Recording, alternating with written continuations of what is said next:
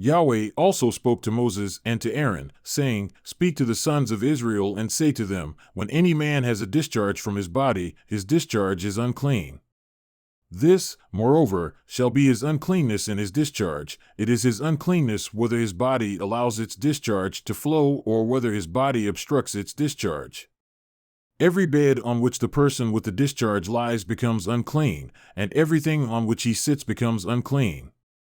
Anyone, moreover, who touches his bed shall wash his clothes and bathe in water and be unclean until evening, and whoever sits on the thing on which the man with the discharge has been sitting shall wash his clothes and bathe in water and be unclean until evening.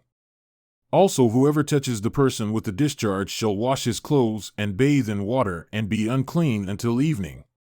Or if the man with the discharge spits on one who is clean, he too shall wash his clothes and bathe in water and be unclean until evening. Every saddle on which the person with the discharge rides becomes unclean. Whoever then touches any of the things which were under him shall be unclean until evening, and he who carries them shall wash his clothes and bathe in water and be unclean until evening. Likewise, whomever the one with the discharge touches without having rinsed his hands in water shall wash his clothes and bathe in water and be unclean until evening. However, an earthenware vessel which the person with the discharge touches shall be broken, and every wooden vessel shall be rinsed in water. Now when the man with the discharge becomes cleansed from his discharge, then he shall count off for himself 7 days for his cleansing. He shall then wash his clothes and bathe his body in running water and will become clean. Then on the 8th day he shall take for himself 2 turtle doves or 2 young pigeons, and come before Yahweh to the doorway of the tent of meeting, and give them to the priest, and the priest shall offer them, one for a sin offering and the other for a burnt offering.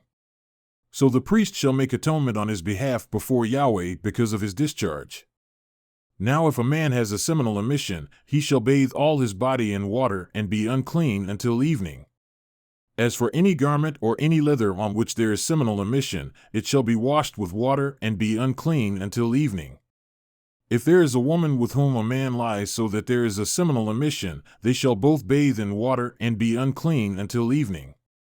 If a woman has a discharge, and her discharge in her body is blood, she shall continue in her menstrual impurity for 7 days, and whoever touches her shall be unclean until evening. Everything also on which she lies during her menstrual impurity shall be unclean, and everything on which she sits shall be unclean. And anyone who touches her bed shall wash his clothes and bathe in water and be unclean until evening. And whoever touches anything on which she sits shall wash his clothes and bathe in water and be unclean until evening. Whether it be on the bed or on the thing on which she is sitting, when he touches it, he shall be unclean until evening. If a man actually lies with her so that her menstrual impurity is on him, he shall be unclean 7 days, and every bed on which he lies shall be unclean. Now if a woman has a discharge of her blood many days, not at the period of her menstrual impurity, or if she has a discharge beyond that period, all the days of her unclean discharge she shall continue as though in her menstrual impurity, she is unclean. Any bed on which she lies all the days of her discharge shall be to her like her bed at menstruation, and everything on which she sits shall be unclean, like her uncleanness from her menstrual impurity. Likewise, whoever touches them shall be unclean, and shall wash his clothes and bathe in water and be unclean until evening.